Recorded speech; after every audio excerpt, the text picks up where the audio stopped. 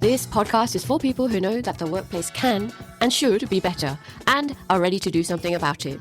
You will learn practical ways to change organizational cultures and human behavior without buzzwords, without box ticking, without performative leadership. I am the boss of Prina Shah Consulting, working with executives, leaders, and teams to create work cultures and environments that actually work for people. I am Prina Shah. I specialize in organizational culture change and human behavior change. I am all about making work better with people who give a damn. So if you think I can help, contact me via LinkedIn. I am here to help you to find decent ways to change the workplace. Let's do this.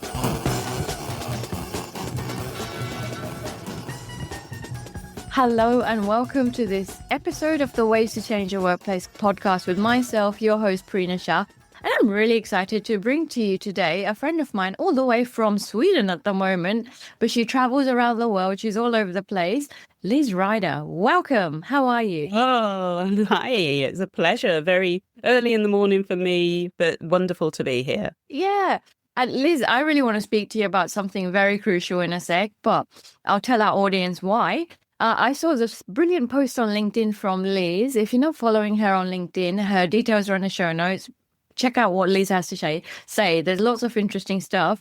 But there's one thing about you being curious within the workplace and with your clients. So I want to talk about that. Liz, I'm thinking the topic of this podcast episode, imagination at work, why the future belongs to the curious. I'm thinking we can riff off this. Before we even kick off, could you do a bit of an intro to you? I've got your formal bio and everything. I will read that out afterwards. But what do you do and why do you do it, Liz? What do I do and why do I do it? Well, I'm going to start off by saying I'm an organisational psychologist, which is great now because we've got people like Adam Grant who people know. And I used to get stopped on the train and like, oh, you're a psychologist. I've got a problem with my teenager. It's like, hey, I don't know anything about them. Well, I do now because I've got to. But I work with people in organizations and I really focus on leadership because that's where I believe the biggest impact can happen. We don't necessarily have thriving organizations. I mean, you know, the return to the office mandate just keeps popping up over and over and over again. And psychology can explain so much. So I work with leadership, human-centric leadership in particular. Oh, and why do I do what I do? Well, it's a good question, and it probably starts from my childhood, of course. And I was always curious, always asking the why, like most kids do. And I always wanted to understand, you know, why were the bad kids? And so that curiosity was there, and I've never lost it. You know, a lot of people lose it, but I never lost that curiosity. And having an incredibly talkative mother meant that I became highly observant and able to listen. So I kind of like learned those listening and observation skills pretty early. So I started to take notice of what was happening. So first top tip of the day, listening gives you so much information. You know, I can just go and sit and listen in an organization for a couple of weeks and I can kind of go, okay, I know what's going on now. I've got the analysis here of what's going on. So so sum it up, it's working with executive coaching. I do a lot of keynote speaking and then what I call leadership advisory, which could be anything from, you know, how do I set up my leadership strategy to running some workshops around leadership. Beautiful, beautiful. I'm going to take you back to your childhood. So, don't take a psychologist back to her childhood. No. Where do we open this can of worms, right? Mm-hmm. So on that LinkedIn post, which I loved, by the way, you were once told that you have a childlike imagination. In today's workplace, is that a liability or a competitive advantage?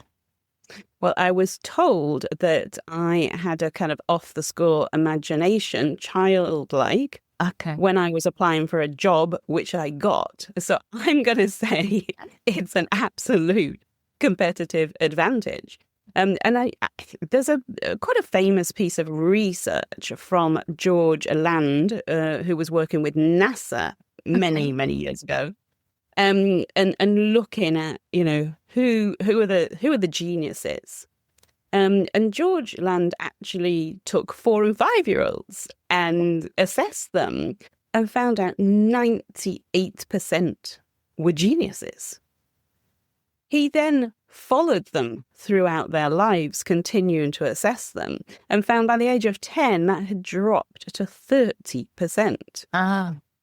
High school, it's gone down to 12, and adults, less than 2%. So that really says a lot to me. You know, what are we doing in education, in the workforce, to reduce, you know, that creativity, that critical thinking, those skills that we really need in this AI era? So it definitely is something that we need in our companies. And I think it was EY said that organizations must strategically leverage their imagination.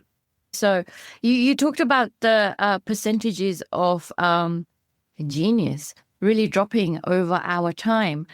So we've heard, if you haven't heard from Sir Ken Robinson and his amazing TEDx talk about how schools kill creativity, please listen to it. I'll add it to the show notes. If I forget, Google it.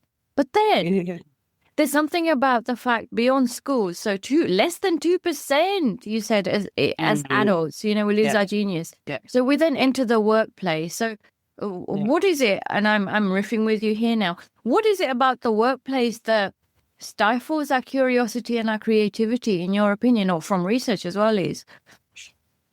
No, but I think it is very interesting, and you sort of think it does start at school, where we're taught a curriculum and there's an answer to it. There's a right answer. Yeah. All right. You know, and then in organizations, you know, we're in jobs, and you know, we do our jobs and we do them in a certain way. We do. And I think it's very interesting. It was McKinsey said that, you know, executive teams spend 22% of their time on on long-term growth. I'm getting that all mixed up. This is what I want. I want it to be the other way around. And 78% of their time on short-term, you know, the operational stuff. Right. And that's very common when I work with leadership teams. I'll kind of go in and they're often working on the firefighting, that operational detail. Yeah. And I think many leaders who are listening to this will recognize that. They kind of get a bit trapped in the firefighting. Yeah. You know, the urgent, important stuff that has to happen right now. And we always spend some time trying to work out how we can adjust that so that there's time to, you know, what do you really want to spend my time on? Oh, well, I want to spend my time on innovation, on strategy, on the somewhat intangible. Yes. And of course, because it's intangible, it becomes harder because I can deal with the fire. But dealing with what does the future look like is a little bit more complicated. So it's then, how do we turn that into something that's tangible? How can we start to imagine? Because imagination, I mean, you think of, you know, I don't know, fairies and goblins or whatever, and dismiss it. Yes. But it's important to be able to think, what could it look like, and not dismiss it. We're very good at, that'll never work. That can't happen. You know, look at Tesla, when Tesla first came out. I worked in automotive, you know, everyone's going, nah, no way. That's not going to work. And look where they are now. Yeah, completely different. So you are speaking to many an executive I'm hearing, and people who are listening in right now thinking, this is us. So you talked about the intangible stuff being really difficult, but the firefighting being really easy, which is why we're constantly on firefighting modes as executive teams. But the intangible stuff is the stuff that's really going to take us further. It's going to grow our organization. It's going to enable social impact at a higher level as well. All of that beautiful stuff. So how do executive teams, especially I'm thinking about, or leadership teams, or, you know, like change management teams, focus on that curiosity aspect and the intangible stuff? What can be done? I think you can tell I've got a high imagination, because as soon as you ask me a question, I've got 3 different answers going on in my head. I love that. So first of all, I would probably look backwards and look at what's happened historically. Yeah. Now, if we look at Netflix, is quite a well-known example. 1999, Netflix comes on the scene as a DVD postal rental, so you could get your film via the post. Correct. And I know at the time, I had small kids and I was going to Blockbusters. That was our kind of like Friday night, go and choose a Blockbuster film, and then up pops Netflix DVDs in the post. No late fee returns, which of course I was a prime suspect for that. I was always the one that was late returning. But of course, Netflix's game plan wasn't that. It was streaming, but we were not ready for streaming. We didn't have the capability. And they had the foresight to say, okay, well, let's start with DVDs. Then we're going to build up our brand, our customer base, our logistics, supply, etc., etc. And then once the internet's ready, we can jump on the streaming. And that was being able to look ahead. And how do they do that? Well, they don't just focus on today. They were able to look ahead. They were able to look at what's going on around them. I mean, one of the things that I do when I run executive programs is I take them out of their business and go out and see. I think that's super important. Yeah. And I remember going to Shanghai quite a few years ago, probably 2017, something like that. And I remember two of the VPs who were from the US, just their mouths wide open going, wow, we didn't realize how fast it was here. And just seeing it, we can hear it on the news, we can read about it, but just actually seeing the reality. If we go back to automotive, in China, we've probably got about 150 electric vehicle brands now. That just wasn't there. No. It just has exploded. And of course, any criticisms around quality are diminishing because they're just getting better and better and better. So looking back, what's happened in history, knowing it's not going to get any slower, it's, if anything, of course, going to speed up. Yeah. And starting to look around us, what are other people doing? What are other industries doing? Yeah. We can learn a lot from other industries and bring that back into our game, and just being aware of what's going on around us. And also internally, often we have a lot of hidden knowledge in our organisation. So going out, talking to the front line who are talking to our customers and finding out, what's happening out there? What do you think happens next? Yeah. And trying to stop that voice that's saying that'll never work. Yes. We have to stop. Work. Because we do. It's our logic. Our logic is, we're being told at the moment that AI will help us live to 150.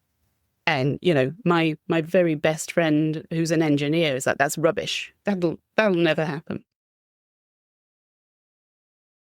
Let's see. Okay, I've got, my brain has just gone all over the place, but you've given us some huge lessons, okay? So breaking out of our own echo chambers. And, the workplace does this, the systemic nature of an organization is that you work in here, therefore this is your lane. This is your lane. And you just stay in your lane. Don't, let's not cross-pollinate. Yeah. I'd say I was, when I was heading up leadership, global head of leadership at Volvo Cars, I remember being in the R&D department and seeing a sign that said, what was it? Come to this workshop if you've got ideas and you're curious. So of course I went. Right. Of course I signed up. Yeah. And when I got there, it's like, well, what are you doing here? But I've got ideas and I'm curious. And it was like, no, but you belong over in the Leadership Academy. What are you doing here? And of course, through dialogue, we worked out that we had similar ambitions, but we were coming from different angles. I was coming from the people side and they were coming from the the more R&D side, technical side. Yeah. And it worked, but we had to have, if you like, the conflict before we moved forward. And it was great, really good. That's when magic happens, right? Yeah, absolutely. So it's breaking your echo chamber. So not staying in your lane ideally, but then breaking your echo chamber from an industry perspective you talked about. Looking back to look forward. That's really interesting as well. I've got another question for you in terms of looking back to look forward in a sec, but internally talking to your front line. So doing a bit of a listening tour of your people. They're seeing stuff and they're probably future predicting as well. So why not speak with them? But exactly. I have a question for you. Okay. AI, this big thing called AI, artificial intelligence, is here. It is here and it's staying here for a while. Now, AI is very much taught on our past behaviors and our past actions. Exactly. Right? Exactly. Yeah. So, in relation to AI, can it partner with us as an imagination kind of tool? Or is it a kind of tool that can kind of limit us? Do you have thoughts on this one, Liz? Of course. Yeah, of course I do. Good. I've got a nice little quote from Fei Li from the AI side, who said that the human touch, intuition, curiosity, and moral, and there's a highlight on moral, imagination is essential to shape AI for good. And I think there is a sense, there's been quite a few articles now that ChatGPT is dumbing us down because it's repeating back what everybody is what it's learned from the rest of us. Regurgitating. Exactly. So it's repetition. We're training our systems on this, existing data. So of course it's going to reflect back what it knows about us. So I think. And there was that recent on LinkedIn, wasn't there, that some women were changing their profiles and pretending to be men because they said that their impressions were dropping. Wow. Which was very, very interesting. And of course, LinkedIn said, no, it's not the algorithm, but arguably the algorithm is picking up on the data that it's finding. Oh gosh. And I think that's super interesting. If we look, for example, if we look at the average CEO in the world, they tend to be white and men and between 50 and 60. And that's just the way it is at the moment. And so, of course, if you're using data from that source, then that's what you get back. So when it comes to innovation and creativity, I think we've got to be careful with AI, but I think we can use AI. I mean, use AI as the baseline. I often do that. Just, tell me about this topic. Yeah. And, and I might get some very generic ideas, but then that can be part of the group of ideas. So when you're doing your brainstorming, what is AI saying? What are we saying? Just to rely on it without thinking would be a disaster. Absolutely so. Okay. So, I'm all about organizational culture and, making work more meaningful. So what does a curious workplace culture look like in behavior, in your opinion? A curious work culture. I mean, I think there are some that claim to be, of course. Yeah. I think places like Google, for example, is well known for having this 20% where you can work on any project you like. Yeah. So I like that. So a day a week. There's other companies that I know that have an imagination Friday, which I love. Clear the meetings, and from the top, you work on learning or going to visit another company or whatever it may be. Okay. And I think that's really important. Some organizations have curiosity embedded into their performance. So, what have you learned? And I think that is really important. Giving people that opportunity to learn, because we need to be learning and we need to be learning all the time, right? I mean, it's not like you do one course a year. Oh, and I'm done. That's it. No. It's learning as part of the job. And that was an interesting story. Recently, I was speaking to a leader who said that her leader had told her that she had done enough learning for the year. And it's like, hang on a minute. how can you ever, ever, ever do enough learning? I mean, it's always and forever, right? Indeed. So yeah. No, I think it's really, really focusing on that curiosity culture, which of course, when we're an established organization and we've been very successful doing what we do, we can find that very, very difficult. And it's this idea that we've got to perform and transform. And that's hard because they're two different skill sets. They're very different. One is just, business as usual. Another one is here, there, everywhere. And, we're trying, with ideating. Definitely, you have goals, you achieve stuff, but you're also going to fail. So going back to learning as well, and the fact that that person's manager said, I think you've done enough learning for the year. Perhaps, and I'm really trying to get into the manager's head here, a lot of the time managers go into budget thinking, oh, well, you've allocated your money for, blah, blah, learning this year. That's what that language might be around potentially. But, I mean, this is tapping into your brilliant background as well. How can organizations create a learning culture? Because this is clearly an important thing, given the rapid pace of change, the rapid pace of technological change, and therefore the fact that the workplace has to evolve as fast as everything else. Yeah. And, I think if we look at a degree, the setup of a degree, work, retire, I mean, that's kind of out of date now, right? When you look at the half-life of the knowledge of a degree is just reducing rapidly. Yeah. The last time I looked, it was 5 years for an engineering degree, and that is constantly changing. So we can't rely on that formula anymore. So we need to be able to learn as we go, if you like. And I think we'll see more of this. I think we'll start to see universities and businesses working much more closely together. Yeah.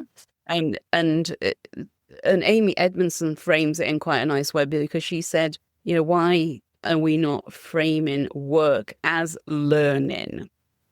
Because it is really. Yeah. And it should be if we're transforming. We are learning every day. Yeah. So how can we have that mindset? I think a common theme that I often hear from maybe sort of middle managers is we don't have time. Yeah. We know that process is broken, but we don't have time to fix it because we've got to deliver.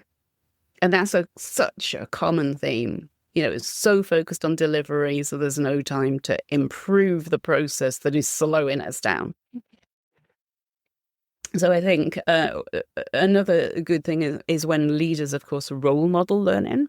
I had one organization recently where the CTO was online learning a new AI system and being vulnerable and showing, what he didn't know. And I think that's really powerful. Because when the CTO is going, well, I don't understand this, and I can't do this, it's sending a very clear to the employees that it's okay because we don't know and we can't know and we can never know it all. No. This mindset. Companies like Microsoft, of course, when Nadella went in there and found that they had a really toxic, competitive culture that was very much we're experts and we know it all. And he encouraged listening, curiosity through questioning, coaching, to be able to understand each other, and went from this know-it-all to what he calls a learn-it-all culture. Ooh. I think there's a lot we can learn from that. How can we make that shift? Because they did. Yeah. And look at where they are now. I mean, we can't argue with their valuation, really, but they've made quite a transformation. Brilliant learning there.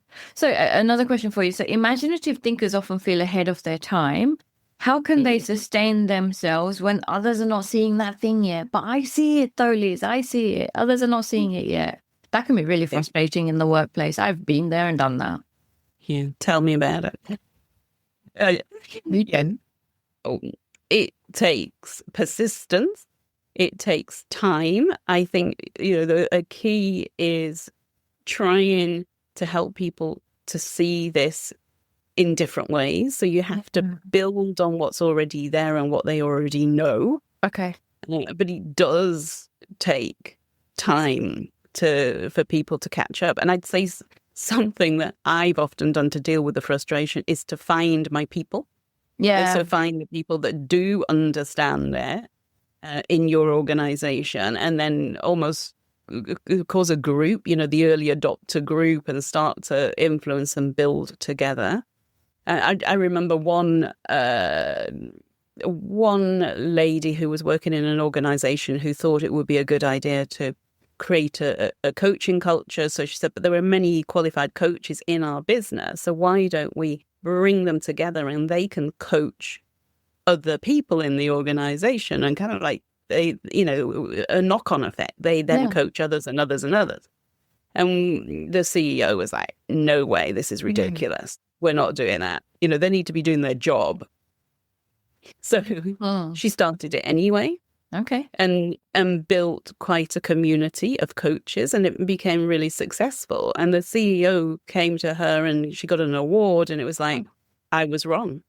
And that's fantastic, right? Beautiful. Because it was an initiative that was helpful for the business, helped with the results, of course. So, helped them around many, many, many things. So, sometimes saying I'm wrong. Yeah. And I'm sorry I'm wrong, because of course we're going to get it wrong. Absolutely. So for those organizations who are not being curious, what kind of regrets do you think they're going to have beyond this year? I think there'll be many regrets, right? There's so much happening that, even the people I know who are so-called AI experts have no clue of what's happening, because every day there's something new popping. Yeah. So there'll definitely be a lot of regrets. I think the biggest one for me will be those organizations that don't embrace human-centric ways of working. For me, that's human-centric leadership. But we've said probably all the time that you and I have been working that people are our most important asset. But yet still, the statistic that I got from Deloitte was 59% of organizations are putting tech first. Oh. And often they're ignoring the human touch.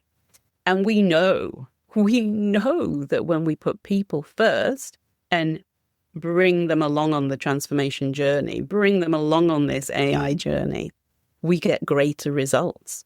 Yeah. But we somehow refusing to believe in this. And that will be the biggest regret, I think, for the companies that don't adopt a human-first approach. Because, we have unlimited potential as human beings. But if we're boxing it in and keeping us sort of stuck in silos or jobs that are restricted, then we're not bringing out the best in our people. Okay. So we've picked up loads here. So break out of your echo chamber or your lane, whatever you want to call it. Look back to look forward. Do a listening tour of your people. Find out what the hell they're seeing, feeling, believing about the future. And really, truly listen and then do something about it. Curiosity embedded into performance. I love that. There's a thought there. And then creating a learning culture in relation to that as well. Learn as we go rather than we know everything. We never do. I mean, that's just a silly statement itself. I've got one question for you. Ms. Liz Ryder, if I was to hand you a magic wand, this podcast is called Ways to Change Your Workplace. What is one way that you would change the way of the workplace, Liz? I would focus on leadership as a whole. Leadership is seen often as leadership development. Yeah. And it's not just programs. It's much more than that. It's how leaders show up. It's how they role model. It's how they promote other leaders. It's how they tolerate behaviors within the organization. So it's much, much more than that. So I would shift from what I would say we've predominantly had, which is a business-centric businesses, to human-centric businesses. So it is a mindset shift and it is a behavioural shift. And that doesn't mean we stop looking at profit and EBITDA and et cetera, It doesn't at all. It actually improves all of that. Yes. And so we put humans at the heart of everything we do in business, knowing that that's how we will get to results. We will do better. But at the moment, we're still a little bit trapped in a model that has been there for over 100 years. And it's broken. And we know it's broken because we've got people who are so busy every single day, working crazy hours and not really getting anywhere. So we need to change the system and we need to start now. You speak my language, work isn't working, and Liz Ryder's details are in the show notes. Liz, I cannot thank you enough. If you like this episode, check out the show notes and sign up to my newsletter. That will help your workplace to be less shitty. It's full of novel ideas, good food for thought. And if you like this episode, pass it on to at least 2 people who will benefit. That's your good deed done for the day. Also, remember to subscribe to the Ways to Change Your Workplace podcast via your podcast provider, and I will see you in the next episode.